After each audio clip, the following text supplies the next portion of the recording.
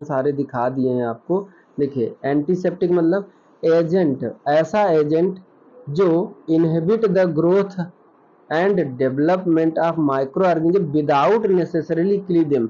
उसे मारेगा नहीं, उसे मारेगा नहीं, सिर्फ उसके ग्रोथ और डेवलपमेंट को रोक देगा।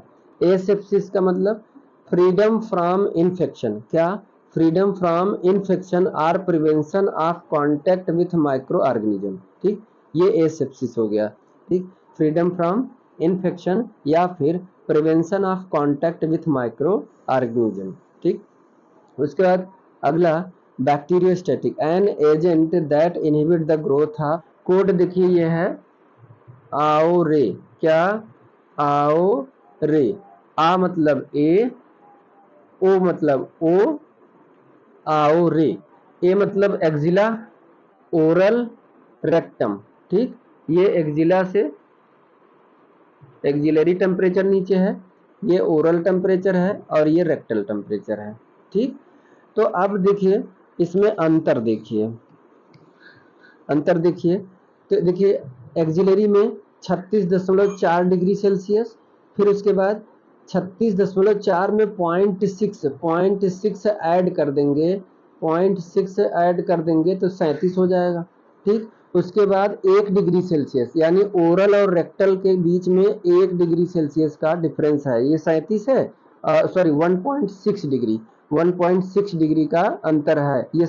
Hello dear GNM first year, खासकर जेएनएम फर्स्ट ईयर वालों के लिए, और ज़्यादातर ये होगा कि ये सभी के लिए है, आल जो भी नर्सिंग का एग्ज़ाम देने जा रहे हैं सभी के लिए है, फंडामेंटल है, तो इसमें ज़्यादातर अभी फ़िलहाल हमने जेएनएम फर्स्ट ईयर के लिए रखा है। तो जेएनएम फर्स्ट ईयर इसमें से इतना इम्पोर्टेंट है कि अब अगर ये जो क्वेश्चन इसको जो लगा लिया तो उसका कॉन्फिडेंस बढ़ जाएगा। तो अभी मैं प्रैक्टिस करा दे रहा हूँ, तो इसमें से क्वेश्चन आ भी जाएंगे, ऐसी बात नहीं है। तो चलती है, शुरुआत करते हैं। Good evening to all of you, ठीक है। तो इसको पूरा देखिएगा, वीडियो आपके लिए काफ़ी हेल्पफुल होने वाला है। अक्टूबर या नवंबर में जब भी जो भी एग्ज़ाम होने वाला है उसके लिए लिहाज से बहुत इंपॉर्टेंट क्वेश्चन इसमें हमने रखा है, ठीक है। आपका जो अक्टूबर और नवंबर में है, तो ये मैं इसमें ऑब्जेक्टिव लाया हूँ, और वैसे ऑब्जेक्टिव मैंने काफ़ी करा दिया हूँ, तो फिर भी मैं ये अपने से क्वेश्चन रख रहा हूँ। तो इसमें देखिएगा, अगर जो ये कर ले जाएगा अच्छे से, जैसे मान लीजिए हमने लगभग 25 क्वेश्चन अभी रखे हैं, 25 क्वेश्चन में से अगर कोई 20 कर लिया तो समझ लीजिए कि उसकी तैयारी अच्छी है, ठीक है, क्योंकि मैंने ऐसा क्वेश्चन ही रखा है। तो आइए चलिए देखते हैं। इसमें पहला क्वेश्चन है, देखिए इसमें क्या पूछा है, for a healthy adult which vital sign indicate an abnormal find. जैसे मतलब अगर एक एडल्ट पर्सन है, उसका ये चारों ऑप्शन दिया है, चारों ऑप्शन में कौन सा इसमें एबनॉर्मल है, ब्लड प्रेशर दिया है, पल्स दिया है, रेस्पिरेशन दिया है, टेम्परेचर दिया है। तो देखिए इसमें से आप बताइए कि कौन सा सही होगा, ठीक। देखिए ब्लड प्रेशर ये तो नॉर्मल है, 120/80 ये नॉर्मल है, ठीक। इसमें एब नॉर्मल क्या है वो पूछा है आपको, ठीक। पल्स 60 होता है, ये भी नॉर्मल ही है, ठीक, नॉर्मल 60 से 72 होता है लेकिन 60 होता है। रेस्पिरेशन 14 से 16 ये भी नॉर्मल है, लेकिन 38 डिग्री सेल्सियस दिया है, टेम्परेचर क्या दिया है, 38 डिग्री सेल्सियस, यही एब नॉर्मल है, तो ये ऑप्शन डी इज इनकरेक्ट, ठीक है। उसके बाद अगला क्वेश्चन देखिए, अगला क्वेश्चन है examination with the help of stethoscope is called. Stethoscope की मदद से एग्जामिनेशन जब करते हैं तो उसको क्या कहते हैं, परकशन, ऑस्कल्टेशन, पाल्पेशन या मैनिपुलेशन। चलिए बताइए, तो यहाँ पे क्या ऑप्शन होगा आपका, बी ऑस्कल्टेशन। ऑस्कल्टेशन करते हैं जो कि स्टेथोस्कोप की मदद से बॉडी के इंटरनल ऑर्गन, शरीर के अंदर के ऑर्गन, जैसे गैस बन रहा है उसमें आवाज़ आ रही है, किसी बॉडी ऑर्गन से आवाज़ आ रही है साउंड सुनने के लिए, ये किया जाता है। परकशन तो ऐसे डॉर्सल साइड को, हाथ को, हैंड को रख के, डॉर्सल साइड हैंड रख के ऊपर से टैप करते हैं, ठीक है ये। और ये पाल्पेशन है। पाल्पेशन में क्या है कि एक साइड से मतलब तीन फिंगर का इस्तेमाल करके, जैसे मरीज लेटा हुआ है, ठीक है, मरीज लेटा हुआ है आपके टेबल पे, मरीज लेटा हुआ, तो उसको हाथ लगा के आप यहाँ पे आप खड़े होके, ठीक, वैसे तो ज़्यादातर कॉमन जो है कि राइट साइड ही मरीज के राइट साइड ही खड़ा होया जाता है। इस साइड खड़ा होते हैं ज़्यादातर फिजिकल एग्जामिनेशन में, राइट साइड पे ही खड़े होते हैं। राइट साइड में खड़े होकर इधर हाथ लगा के जैसे हाथ इधर लगाएंगे फिर इधर लगाएंगे, तो यही देखेंगे कि कहाँ हार्ड है, कहाँ गैस बन रहा है, कहाँ ऐसे है, तो वो पाल्पेशन हो गया। मैनिपुलेशन मतलब ये होता है मैनिपुलेट करना, इंटरवेंशन करना, ठीक है। तो ये हो गया क्वेश्चन, आप पढ़े होंगे फिजिकल एग्जामिनेशन तो आपको याद आ गया होगा। तो इसमें ऑप्शन बी करेक्ट है, ठीक। उसके बाद अगला है oral medication can not be given to a client. इसमें से कौन से मरीज को मुंह से दवा नहीं देंगे, मुंह से टैबलेट नहीं देंगे, ठीक। Oral medication can not be given, देखिए oral medication can not be given to a client having diarrhoea है, उसको दे सकते हैं, बिल्कुल दे सकते हैं। डिसेंट्री है, उसको भी दे सकते हैं। एब्डोमिनल डिस्टेंशन है, यानी कि पेट में गैस भरा है, तो भी दे सकते हैं। लेकिन अगर उसको वोमिटिंग हो रही है तो नहीं देंगे, ठीक। तो ऑप्शन बी इज करेक्ट है, ठीक। वोमिटिंग, उल्टी हो रही है तो उल्टी काहे देंगे, उसको मेडिसिन देंगे और फिर से वोमिटिंग कर देगा तो जाएगा नहीं, कोई मतलब नहीं है। इसलिए ओरल मेडिकेशन यानी कि जो मुंह से दवा दे रहे हैं वो वोमिटिंग जिसको हो रही है उसको नहीं देंगे। सिंपल सा क्वेश्चन है, आप लोग दिमाग लगाएंगे तो ये मैंने आप लोगों के लिए रखा है। अगला क्वेश्चन है position used for taking rectal temperature. क्या कह रहा है कि अगर रेक्टल टेम्परेचर लेना हो तो कौन सा पोजीशन इसमें देना होगा, बताइए कौन सा पोजीशन। प्रॉन पोजीशन, ठीक, टेंडरबर्ग पोजीशन, लेफ्ट लैटरल पोजीशन या फिर सुपाइन पोजीशन। लेफ्ट लैटरल को सिम्स पोजीशन भी बोलते हैं, सिम्स पोजीशंस, ठीक, सिम्स पोजीशन भी बोलते हैं। तो इसमें से कौन सा देंगे, लेफ्ट लैटरल, क्या देंगे, सी वाला ऑप्शन सही। रेक्टल टेम्परेचर जब लेते हैं, रेक्टम के द्वारा जब टेम्परेचर मेजर करते हैं, थर्मामीटर जब रेक्टम लगाते हैं तो मरीज को लेफ्ट लैटरल या सिम्स पोजीशन में लेटा देते हैं, ठीक है। तो आइए देखिए हम इन सभी पोजीशन को देखिए, हमने कहा देखिए ये प्रॉन पोजीशन है, देखिए ये प्रॉन पोजीशन है, ये नहीं देंगे। ये टेंडरल पोजीशन, ये बिल्कुल भी नहीं देंगे। और ये सुपाइन पोजीशन, ये सोया हुआ, तो इसमें भी नहीं देंगे, ठीक। ये है तो इसको नहीं देंगे, इसको नहीं देंगे, इसको नहीं देंगे। ये है सिम्स पोजीशन या इसी को लैटरल पोजीशन कहते हैं। देखिए यहाँ से रेक्टल टेम्परेचर ले सकते हैं, ठीक। ऐसे बेबी में भी करते हैं, ठीक, लेफ्ट लैटरल पोजीशन में कर देंगे बेबी तो उसको ले लेंगे। या तो फिर बहुत ज़्यादा इन्फेंट है तो उसके पैर दोनों आप उठा सकते हैं, उठा के उसको करके अपने जैसे कि पैर पे जो मालिश करते हैं वैसे उल्टा लेटा के प्रॉन पोजीशन में उसको माप सकते हैं। लेकिन अगर एडल्ट में पूछा है, अनकॉन्शियस पेशेंट है, वो नहीं कुछ, तो उसको भी रेक्टल से लिया जाता है। अनकॉन्शियस पेशेंट है तो उसको भी रेक्टम से लिया जाता है, तो तब उस टाइम जो है उसको सिम्स पोजीशन या लेफ्ट लैटरल पोजीशन में, इस पोजीशन में टेम्परेचर लेते हैं, ठीक। उसके बाद अगला क्वेश्चन है, देखिए pulse rate less than 60 beat per minute, ठीक।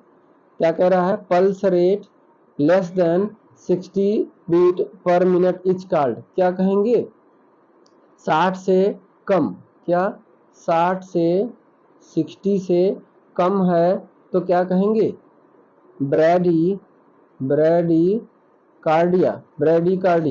और 100 से ज़्यादा है तो क्या कहेंगे, टैकी कार्डिया। 100 से ज़्यादा है तो टैकी कार्डिया, ठीक। तो इसमें ऑप्शन क्या है, लेस देन 60 है तो इसमें क्या हो जाएगा, ब्रैडी कार्डिया, ऑप्शन सी, ठीक, ऑप्शन सी। उसके बाद देखिए मैंने यहाँ पर डिफिनीशन रख दिया है चारों का। टैकीकार्डिया मतलब पल्स रेट कितना हो जाएगा, टैकीकार्डिया कितना हो जाएगा पल्स रेट, देखिए एबव 100 बीपीएम, एबव 100 से जाएगा तो टैकीकार्डिया कहेंगे। ब्रेडिकार्डिया पल्स रेट बिलो 60 भी, यही आपका आंसर था। और टैकीपनिया क्या होता है, respiratory rate over 24 breath per minute, ठीक।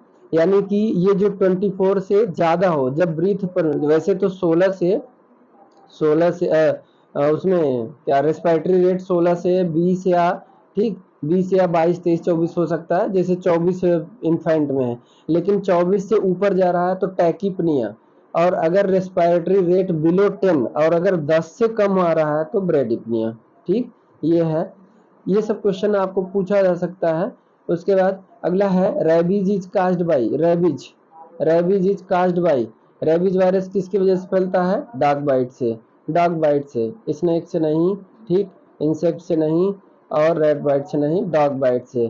ठीक, और यही जब काट लेता है कुत्ता, जब कुत्ता यही काट लेता है तो जिस पर्सन को काटे रहता है तो वो पानी से डरता है, तो उसे क्या कहते हैं? Hydrophobia, hydrophobia. ठीक है, हाइड्रोफोबिया देखने को मिलता है। उसके बाद अगला क्वेश्चन देखिए, अगला question on application of ice bag, क्या कह रहा है?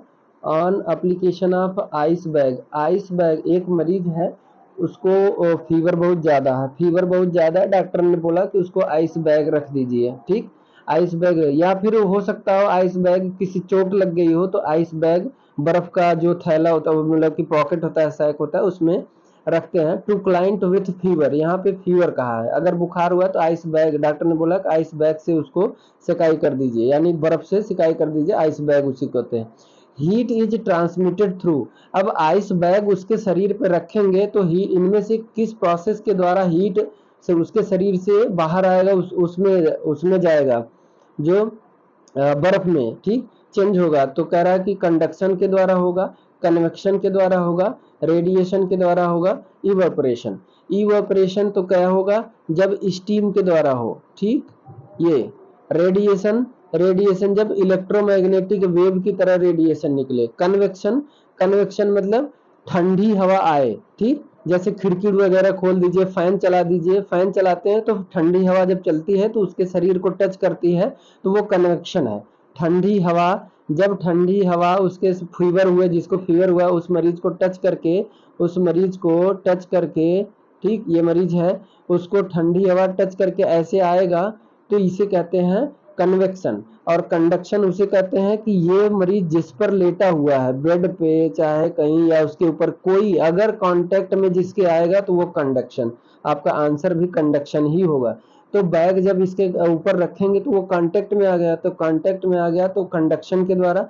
और बाकी जो है कि यहाँ पे जितने उसके बिस्तर पे लेटा है जिस पे बेड पे, वो भी गर्म हो जाएगा, यानी इसके शरीर से टेम्परेचर बेड में जाएगा, गर्म हो जाएगा। जब बेड का टेम्परेचर और शरीर का टेम्परेचर बराबर हो जाएगा तो रुक जाएगा।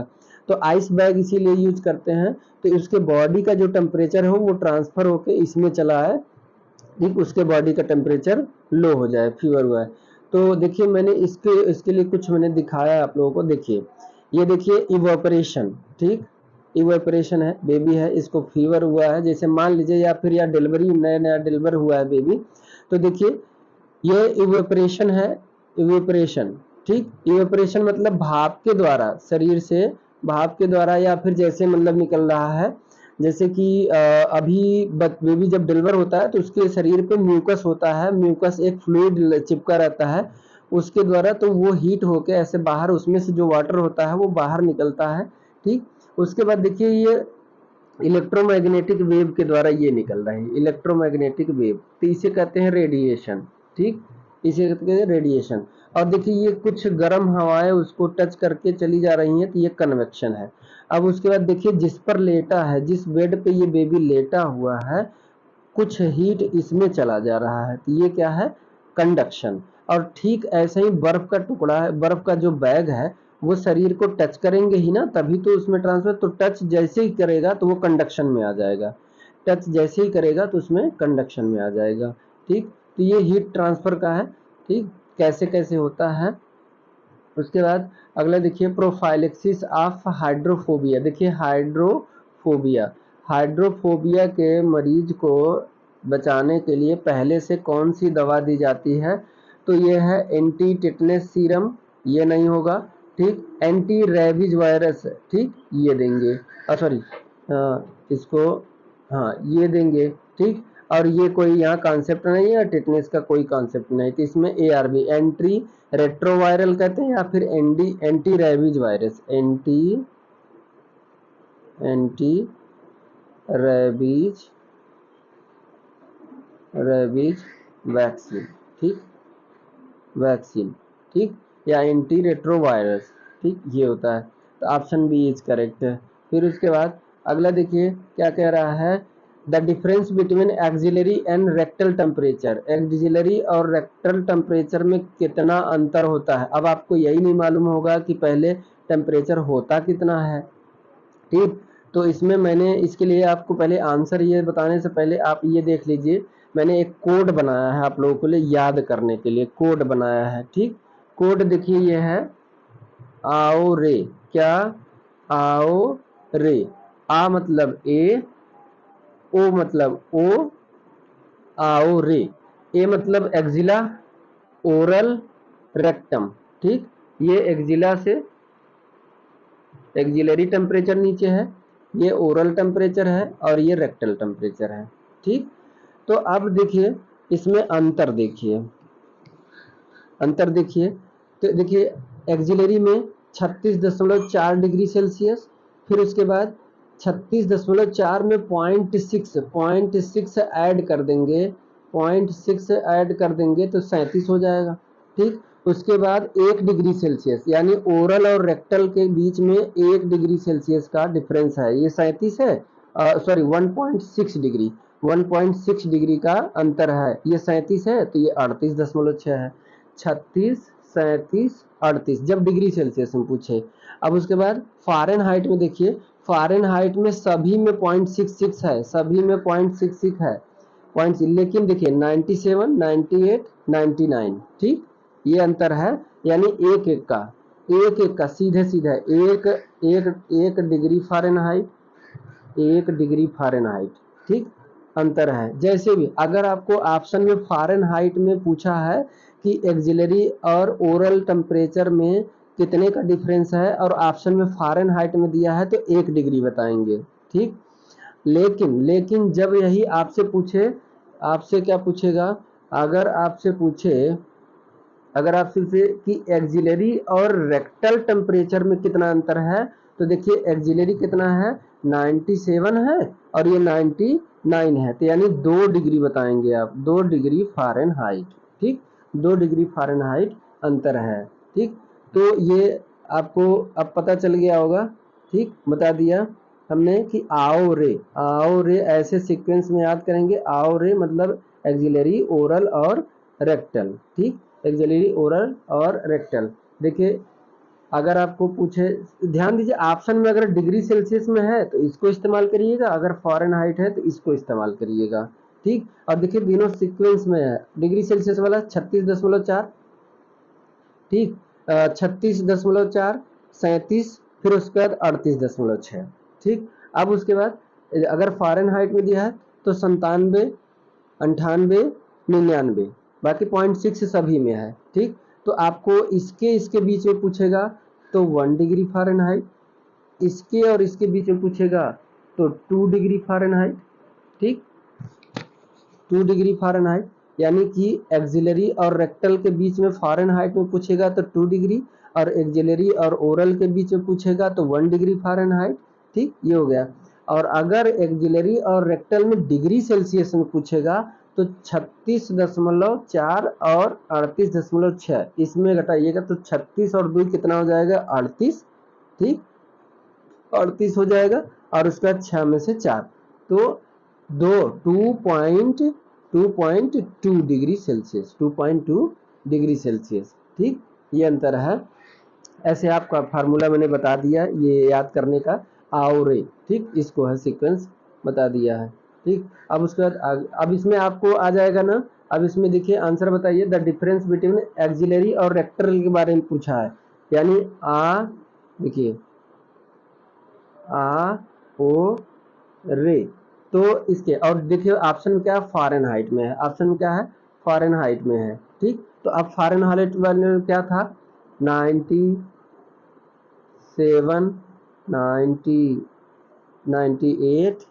99 और 0.66 सभी में था, 0.6, 0.6, 0.6। अब कह रहा है कि एक्सिलरी और रेक्टल टेम्परेचर, ठीक, एक्सिलरी ये यानी एस के बीच में और इसके बीच में, तो कितने का हो जाएगा 97 और 2 यानी 2 डिग्री फ़ारेनहाइट। ऑप्शन आपका बी।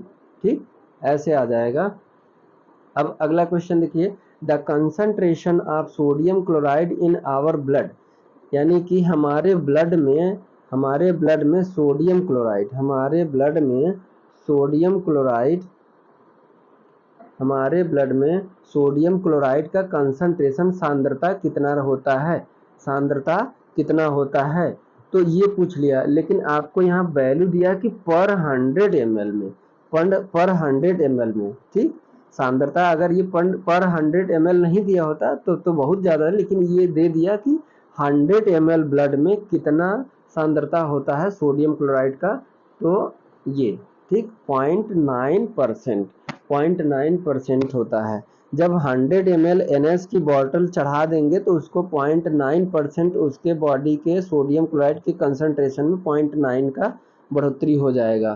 ठीक, आप देखिए मैंने यहाँ पर दिखाया है NS का, ये 100 ml का बॉटल है। देखिए 100 ml का बॉटल है और इसमें देखिए ये 100 ml का बॉटल है और 0.9% है, 0.9% वेट बाई वॉल्यूम। ठीक, यानी 100 ml में यानी 100% में 0.9% क्या है सोडियम है, बाकी कुल क्या है वाटर है। ठीक, तो ये हमने दिखा दिया आपको कि 100 ml बॉटल में पूछा है कितना परसेंट होता है। ठीक, तो ये है। अब उसमें अगर ब्लड पूछे आपको, ठीक, तो भी 0.9% ही मारिएगा। ठीक, यहाँ पे देखिए पर 100 ml, ठीक, the concentration of sodium chloride in our blood per 100 ml, तो 0.9। ठीक, उसके बाद अगला देखिए, इसीलिए 100 ml NS का चढ़ाया जाता है, इसीलिए ताकि 0.9% जितना ब्लड है उसमें उतना मिल जाए। अब कह रहा है कि पेनफुल मिक्सचुरेशन इज कॉल्ड, यानी कि पेशाब कैसा हो रहा है, दर्द के साथ हो रहा है, तो डिसयूरिया। क्या, डिसयूरिया। और अगर यूरिन में ग्लूकोज मिल रहा है तो ग्लाइकोसाउरिया। अगर यूरिन एब्सेंस है, यूरिन निकल ही नहीं रहा, तो एन्यूरिया। और अगर 30 ml से कम यूरिन निकल रहा है तो ओलिगूरिया। ठीक, ये होगा। उसके बाद देखिए मैंने यहाँ पे दिखा दिया है, आपको बता दिया है। देखिए डिसयूरिया पेनफुल मिक्सचुरेशन यानी पेशाब में दर्द। ठीक, glycosuria presence of glucose in urine. ठीक, उसके बाद एन्यूरिया एब्सेंस ऑफ यूरिन। ठीक, oliguria formation of urine below 30 ml। 30 ml से कम अगर यूरिन पास कर रहा है 24 घंटे में 30 ml से कम पास कर रहा है तो उसको एलिगूरिया। ठीक, उसके बाद अगला क्वेश्चन देखिए, फ्लोरेंस नाइटिंगेल का जन्म कब हुआ था, तो ये तो आपको पता ही है। ठीक, 12 मई 1820। ठीक, 12 मई 1820। और आपको पता होना चाहिए कि कब इनकी डेथ हुई थी। अगस्त में हुआ था। ठीक, अगस्त में 1910 में। ठीक, 1910 में। ठीक, इनका डेथ हुआ था, किसकी वजह से हुआ था, कॉलरा की वजह से। ठीक, कॉलरा हो गया था इनको। ठीक, कहाँ पे हुआ था, लंदन में। ठीक, तो ये ऑप्शन फिलहाल आप लोगों को ये नहीं पूछेगा, बस ये है। ठीक, उसके बाद अगला है देखिए, the mechanical device use to prevent foot drop. ठीक, फुट ड्रॉप के लिए कौन सा मैकेनिकल डिवाइस यूज करते हैं। फुट ड्रॉप मतलब जैसे कि जो पैर है, ठीक, एक सेकेंड, ये ठीक, ये पैर है, पैर। तो अब इसमें फुट, ये जो फुट है इसको रेस्ट देने के लिए, इसको देखिए इतने को रेस्ट देने के लिए एक डिवाइस आती है, या फिर बेड पे अगर लेटा है तो उसके आगे ब्लॉक रख देंगे।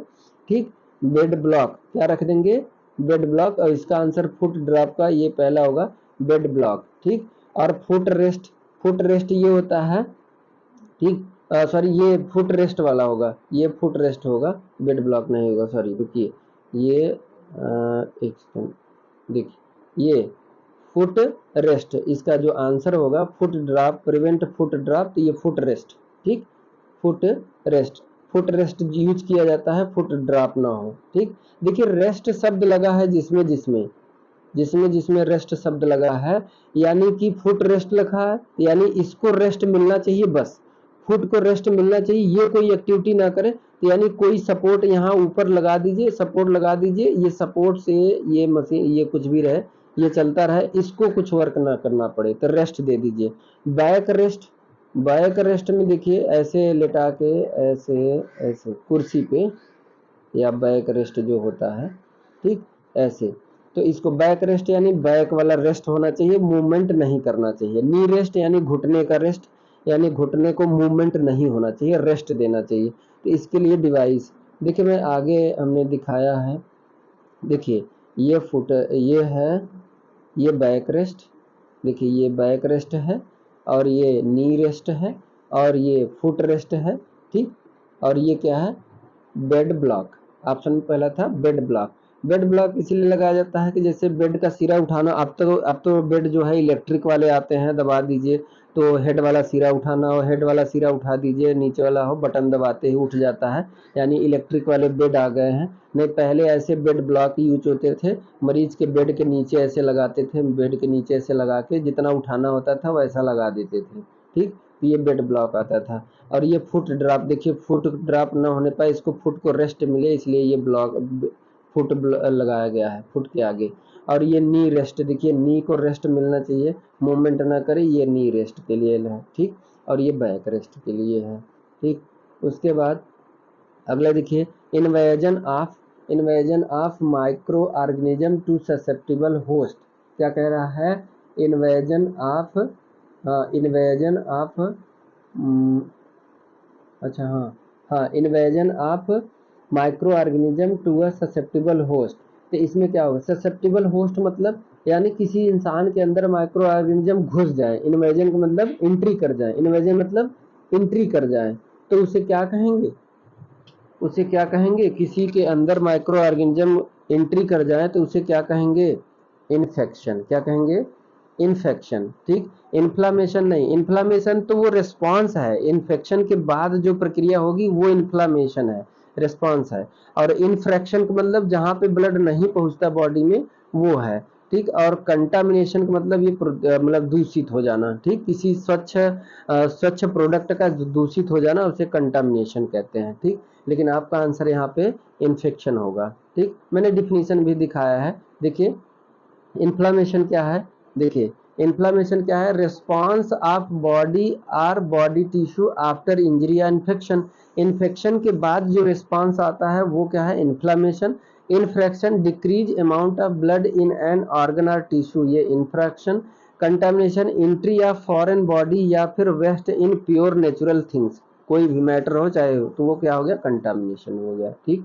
उसके बाद अगला हम बात करें क्वेश्चन, अगला कह रहा है hospital acquired infection, hospital acquired infection is also known as, तो ड्रॉपलेट इन्फेक्शन नहीं, ये नहीं होगा, नोजोकोमियल इन्फेक्शन ये होगा, अपॉर्चुनिस्टिक इन्फेक्शन या कंटामिनेशन, इसमें ऑप्शन बी ये वाला नोजोकोमियल इन्फेक्शन ऊपर नीचे हो गया है, ये ए बी ऊपर नीचे हो गया, ये बी है और ये सी है, डी, ठीक। तो बी वाला नोजोकोमियल इन्फेक्शन, ठीक। हॉस्पिटल एक्वायर्ड इन्फेक्शन को नोजोकोमियल इन्फेक्शन के नाम से भी जानते हैं, ठीक।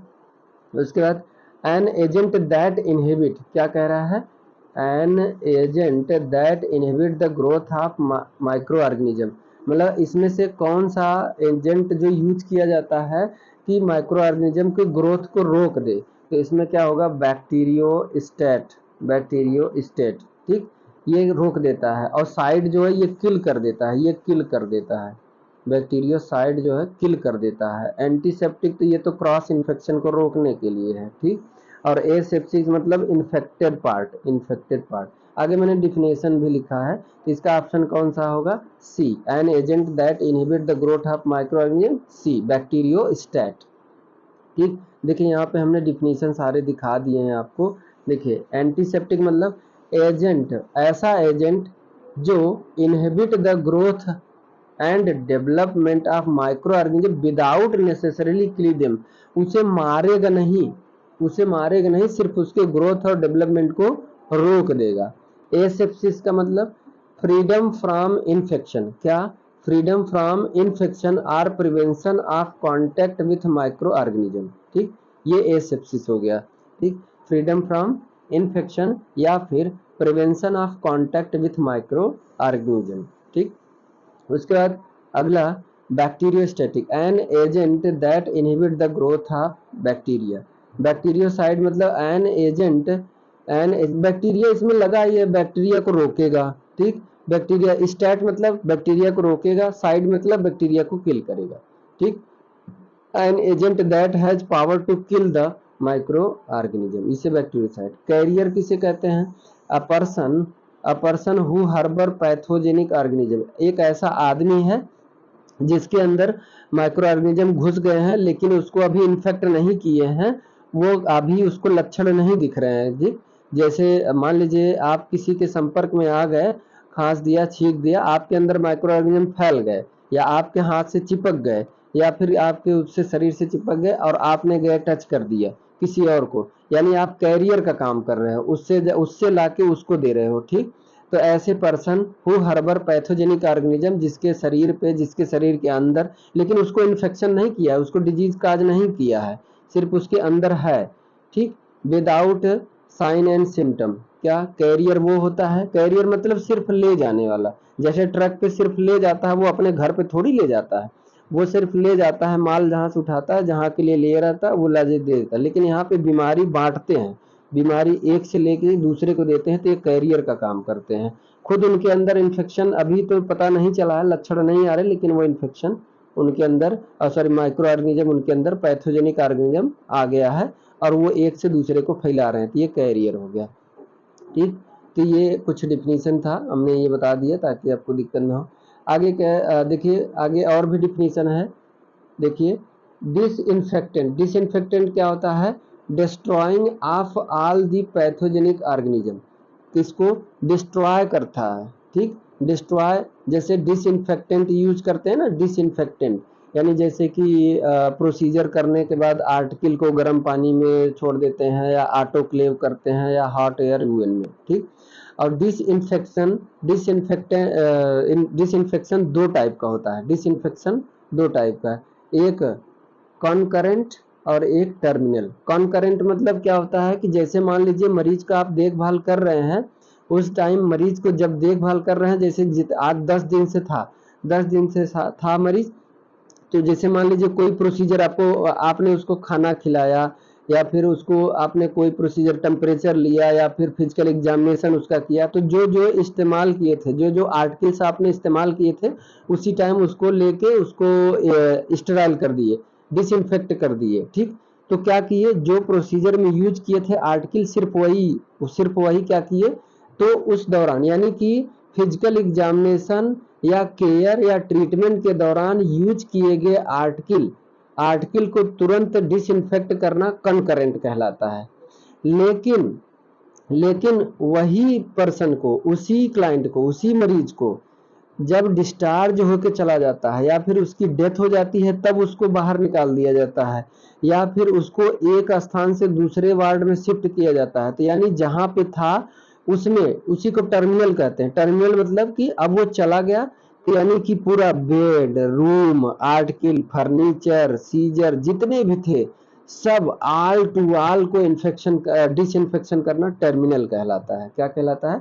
टर्मिनल। तो देखिए इसमें कह रहा है disinfection of the client unit, यानी कि जिस वार्ड में रखा गया था वो पूरा यूनिट कर दीजिए, with all the articles used by client. ठीक, क्लाइंट के द्वारा जो बेड, पैन वगैरह जितना भी यूज किया जा रहा था, सारा चीज अब वो डिस्चार्ज होके चला गया या फिर उसकी डेथ हो गई, चला गया या फिर दूसरे वार्ड में शिफ्ट किया गया, तो जहां पे था उस बेड से लेते हुए बेडशीट, रूम, कमरा, आर्टिकल जितने भी यूज किए थे सबको डिसइंफेक्ट करना, उसे क्या कहते हैं? टर्मिनल। ठीक, और उसके बाद एक और डिफिनीशन आपको पूछता है सेप्सिस। सेप्सिस का मतलब it is infection of the body by पस फॉर्मिंग बैक्टीरिया। सेप्सिस का मतलब ये होता है it is infection of the body by पस फॉर्मिंग बैक्टीरिया। ऐसा बैक्टीरिया जो कि इन्फेक्शन करके पस बना रहा है वो क्या कहते हैं, सेप्सिस। ठीक, और एसेप्सिस मतलब इन्फेक्शन से छुटकारा, इन्फेक्शन से छुटकारा। ठीक, तो ये है कुछ डिफिनीशन हमने डाल दिया। अगला क्वेश्चन देखिए, अब तो आ जाएगा आप लोगों को, N agent that inhibit the growth of bacteria, bacteria को ग्रोथ को रोक दे तो क्या होगा, बैक्टीरियोस्टैटिक। ठीक, सारी चीजें हमने, और बाकी 3 को डिफिनीशन हमने बता दिया।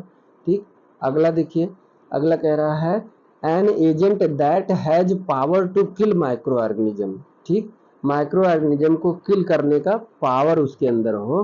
ठीक, micro, an agent that has power to kill micro organism, तो उसे क्या कहेंगे, बैक्टीरियोसाइड।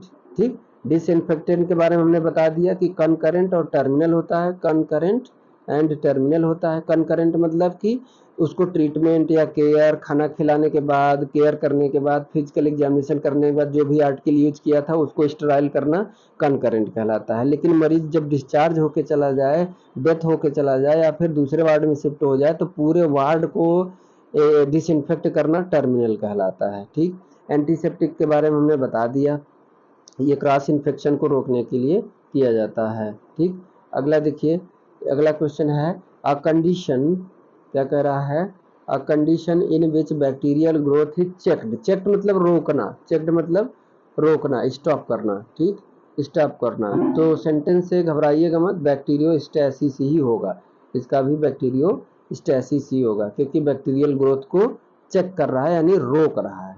ठीक, ये तो डियर ये कुछ क्वेश्चन थे जो हमने आपके लिए, मैंने ज़्यादा इसलिए नहीं रखा, इतने रखा क्योंकि आपको जो है कि ज़्यादा वो हो जाएगा, क्योंकि इसमें ही मैंने इतना डिफिनीशन दे दिया कि आप इसको तैयार कर लेंगे तो कॉन्फिडेंस आपका बढ़ जाए।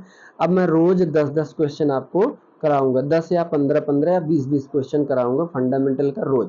ठीक है, रोज डालूंगा तो आपके लिए फायदे होगा, और वही जो आ सकते हैं वो डालेंगे। ठीक है, तो आज हमने जो क्वेश्चन 10-15 रखे थे उसके बारे में हमने बताया, सारे ऑप्शन के बारे में डिस्कस किया और कुछ कोड भी बताया, तो उसको आप नोट कर लीजिए, चाहे आप उसको स्क्रीनशॉट ले लीजिए।